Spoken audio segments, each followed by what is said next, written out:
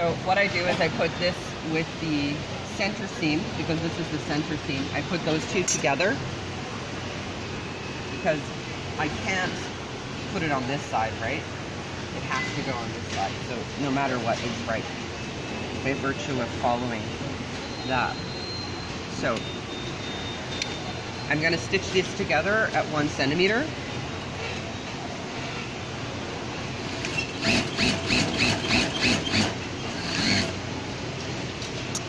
And then I'm going to understitch at 0.1. I don't have to really say 0.1 because we know understitching is always 0.1 unless there's some special reason. So I understitch, then I'm going to take my other side. So the first time I'm going to pass, I'm going to just tack it in position. Now in production, you would do this twice. You would just do this once. You put this together and do it in one shot. But because you guys are baby sewers, beginners, I'm going to do it in 2 shots. I need my different piece. And my... Okay. So don't be lazy about changing your feet. For the 1 second that it takes you to change your feet, it's worth it. The other thing is that in production sewing, you'd be doing this 100 times, then moving on to the next one. So I want to get the zipper foot that's going to get me closest to the part that I want to sew, which is the coil of the zipper.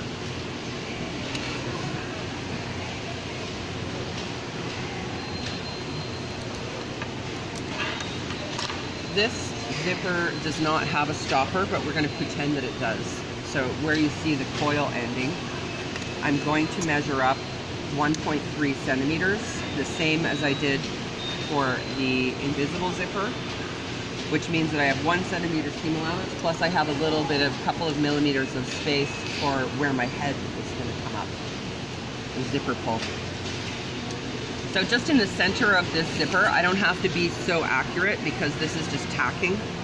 I'm going to hold the tape and I make sure that I hold the fabric as well. If I don't do that and I just hold the tape, the fabric's going to go like this. The feed dog's going to eat the fabric in. Okay, so I make sure that I hold them both so that it feeds into the machine at an equal rate. Now I stop. I'm going to zip my head out of the way. Oops, I just zipped it right off. Oh well. I'll fix that in a sec. And then I'm going to stop where my notch is. My notch is right there. I might as well leave it off. Then the second time, I'm going to put my fly shield on there and make it flush with the top. And I'm going to let it sew right against the ridge of the zipper coil. So if you just sort of naturally float the fabric towards the foot, it will ride along the edge of the zipper. And then I stop where my notch is. So I float this back around here, and now I'm going to top stitch. And I'm going to top stitch using my zipper foot, because it's a little bit tricky to use your regular foot on this because it's difficult to control. Yeah, so use the one side. Now when I'm going to do this one, I'm going to press the seam open with my fingers as much as possible. What this does is this helps to prevent the fabric from getting caught in the zipper slider when the zipper is being opened and shut.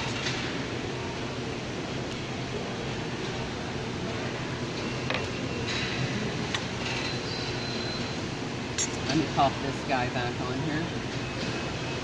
So if the zipper head comes off, don't open the zipper. It's easier to get it back on if the zipper is closed.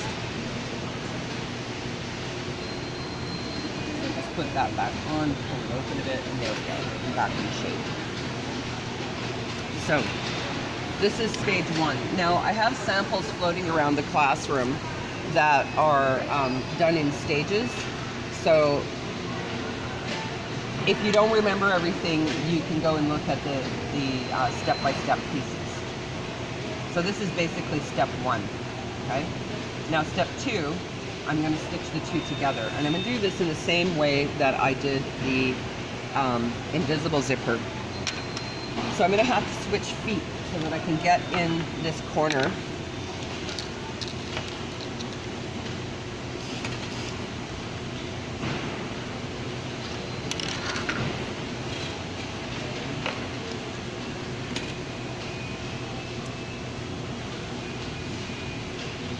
Push these 2 together.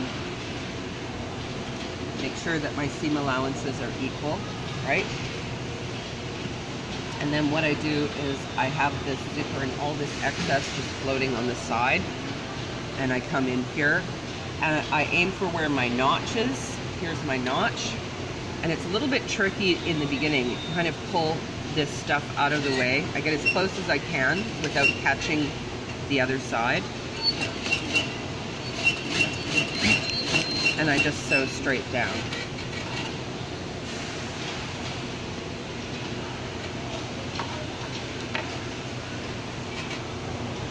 And then pull this one open.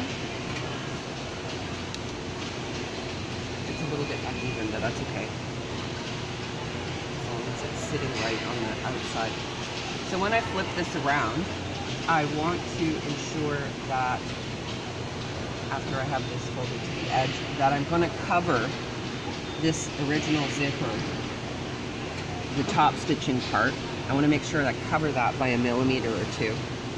Now I'm going to grab this whole thing together like this, and I'm going to flip it over, peel back, and then this tells me the position of the zipper tape on my facing.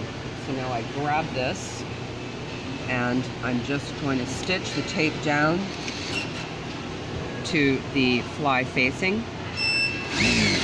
It should be somewhat angled, okay? It's not straight because we're making sure that we're covering that original sewing line. So when I get up to a certain position, I'm going to push my zipper slider or zipper head out of the way, and I just continue sewing up, and voila. Nope, not done. Still doesn't look like a fly zipper. Let me just take a little trip to the ironing board for a second. Oops, aren't I a senora? No, you're no senora. No? Señorita, no.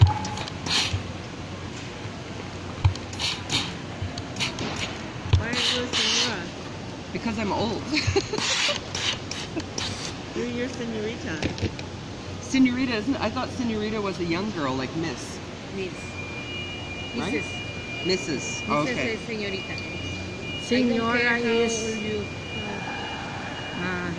have a senora is husband. when you marry or you babies. Oh, okay. Senorita I was is married. single. Oh, it's okay. It's okay. All right. So when you get divorced, It's not the same as getting divorced. yeah, it sort of is. Almost. It would definitely be hard. Okay, so change of topic. Go back to sewing. Yes. All right. So we change back to the regular zipper, and when I have this and making sure that everything is covered, I can flip it over to the back, and once again I pull back my fly shield, but I let my facing sit flat. So now I'm going to follow the shape of the facing. I leave a little gap at the bottom. Now make sure that when you're doing this that you don't position your metal stop where you're going to continue the sewing. Okay, be aware of where that is. And the same thing that I did with the pocket facing, I'm just going to stitch in the center of the overlock stitching.